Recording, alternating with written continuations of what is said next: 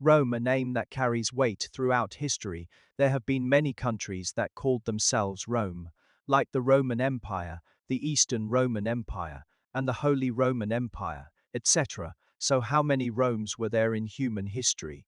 What exactly are these Romes about? Who is truly the real Rome then? 1. Foddy, the Orthodox Rome. Of course, we must start with the original authentic Orthodox Rome. Rome was established in 753 BC. Initially, it was just a city, state scale later on. However, it gradually developed into a superpower spanning Asia, Europe, and Africa. During this process, the form of Rome underwent two changes. From 753 BC to 509 BC, Rome was a kingdom ruled by kings. In 509 BC, Rome abolished its king system and transformed into a republic, officially establishing its national title as Senatus Populusque Romanus, abbreviated as SPPR. Translated, it means Senate and the people of Rome. The capital is naturally Rome City. That is right, Senate and the people of Rome are actually the true national title of Rome. Rome is just an abbreviation similar to how the United Kingdom is an abbreviation for the United Kingdom of Great Britain and Northern Ireland, or China being an abbreviation for the People's Republic of China. The complete national title of Rome is Senate and the people of Rome. And from this national title, we can see that Rome's political system was a noble republic with the Senate preceding the people. From 509 BC to 27 BC, Rome always implemented such a noble republican system. However, in 27 BC, Augustus ascended to become the emperor of Rome. This emperor claimed to represent the Senate but was actually a monarch. It is like how the chairman of the People's Congress is said to represent the People's Congress, but in reality it's an emperor-like position. So, at this point, Rome's political system had already transformed into one ruled by a monarch. However, although Rome's political system essentially changed, its national title remained unchanged and was still called Senate and the people of Rome. Isn't that quite amusing?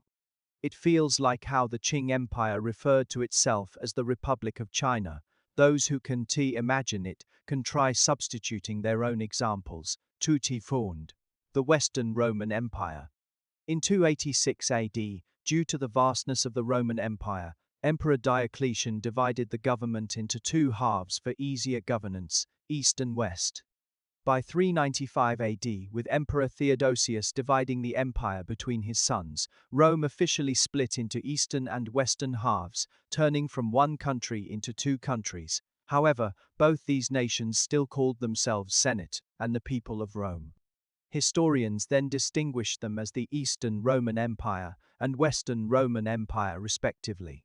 The capital of this Western Roman Empire was still Rome, with its territory being the former west side of the Roman Empire.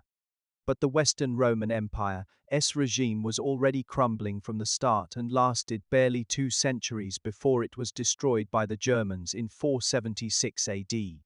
3. Thuntine Empire. The Byzantine Empire. The Byzantine Empire is actually the Eastern Roman Empire. Its national title remained Senate and the people of Rome, SPQR.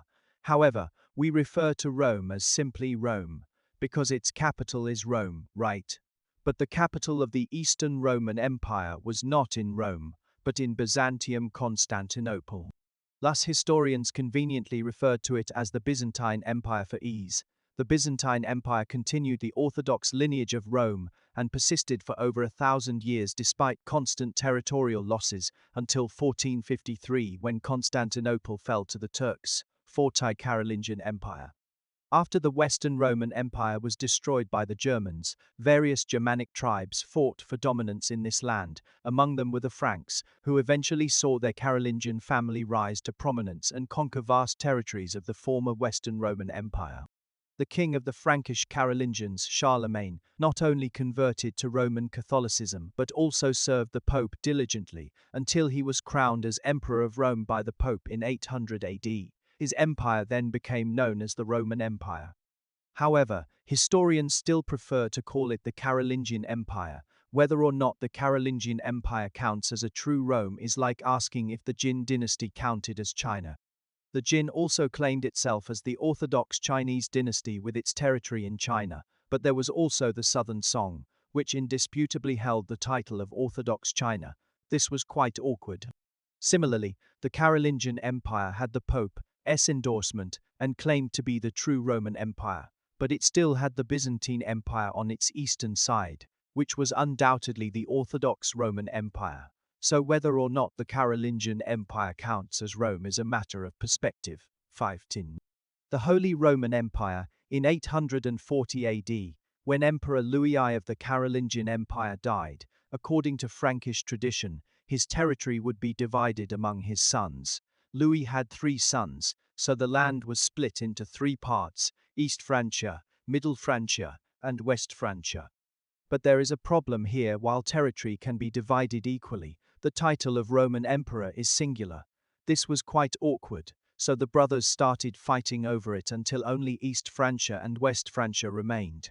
From the map we can see that West Francia is located in Gaul, which used to be part of Rome's territory, and the Franks in the west, they speak French, which is derived from Latin spoken by Romans, but it is different for the eastern part of the Frankish kingdom. The Germania region where the East Franks are located was never Roman territory, so the languages that the East Franks spoke were Germanic dialects, not Latin-based ones. Therefore, no matter how you look at it, it should have been the West Francia that inherited Rome's legacy, because the Roman content in East Francia is really low. But here comes the magical part, right? It was actually this East Francia with very little Roman influence that ended up taking over the title of Rome. Not only that, but the kings of East Francia were upping each other about their Roman identity and even changed their country's name to Holy Roman Empire in 1157 AD just to show off their divine legitimacy. It's really like the more you lack something, the more you want to flaunt it. As for why East Francia could snatch Rome's title and call itself the Holy Roman Empire, it was simply because they had a bigger fist and got papal recognition. But it is quite surprising that this Holy Roman Empire, from its establishment in 962 AD until Napoleon ended it in 1806, never achieved true unification for nearly 900 years. They couldn't even agree on national borders, let alone having a unified central government, army, laws, or currency.